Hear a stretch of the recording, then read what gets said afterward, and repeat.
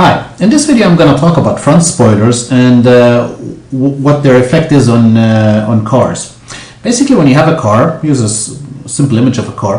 When cars are traveling at high speed, you have obviously a lot of air hitting the car, both on top, on the sides and below the car, and that air going beneath the car builds up because there's a restricted amount of space beneath the car, and that air buildup, especially at high speeds, creates lifting pressure. Basically pressure which lifts the car up. So basically that air is going below the car and acting as a sort of an air cushion, and that cushion is lifting the car up. And this lifting of the car is basically making the car unstable because the wheels are not gripping on the road as they should. And that's why when you travel with a certain car at a certain speed, the car begins to feel unstable because that air cushion buildup below the car is lifting the car up, and you have less grip than when you're traveling at slower speeds.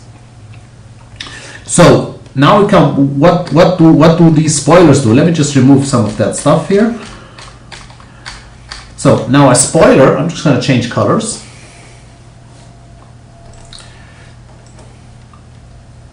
We'll take red.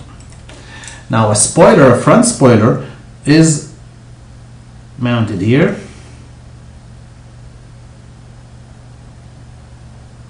And now what a front spoiler does, when air hits the car, or shall we say the bottom of the car, the air spoiler acts like a wall or like a dam.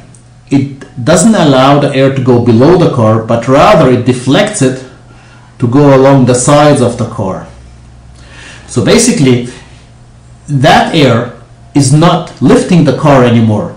It's just being deflected to the side. So this way, with a spoiler, you have your car is more stable at higher speeds, and because it's not being lifted by that air cushion.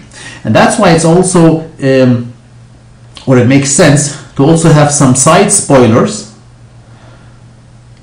mounted to the sides of your car, because you don't want that deflected air that's going here, you don't want it to leak back into the underside of your car. With side spoilers, that is avoided, and that airflow is redirected along the sides of the car to the back of the car. Without those side spoilers, you have to risk that air deflected by the front spoiler, that air leaks back into the underside of the car, and thus again building up that cushion. So that's why it's very beneficial to have not only a front spoiler but also some side spoilers which avoid that leakage. Now another effect of spoilers is reduced drag. Now what does drag mean? Drag is basically the amount of turbulence your car creates in the wind, and that drag factor decides how fast you can go in a straight line and also your fuel consumption. Now the underside of the car is nothing but engines. I mean, if you look at the bottom of the car, you would have something like that. That's the bottom of the car. You would have your engine here, then you have your transmission here. Okay, here's the drive shafts, here are the wheels, the front wheels in this case if it's a front wheel drive. Then you have your exhaust pipe going out there, and all those structures at the bottom, they're all exposed to the air. So having air travel or hit the underside, it's going to hit all those structures, and those structures are not aerodynamically very optimal. So that means those structures create a lot of turbulence, a lot of drag.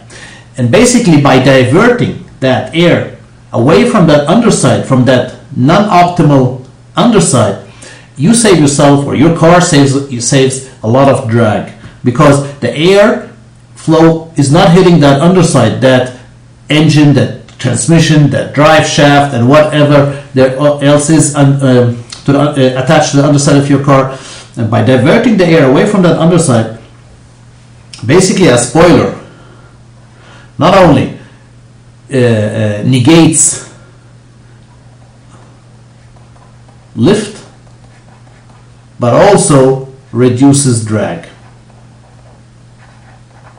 Those are the two main factors or main reasons behind mounting spoilers, especially in racing cars. In touring cars, they have the car is very low, and that spoiler avoids that air from hitting the underside of the car, and also substantially reduces drag, because the underside of the car is everything else but aerodynamically optimal.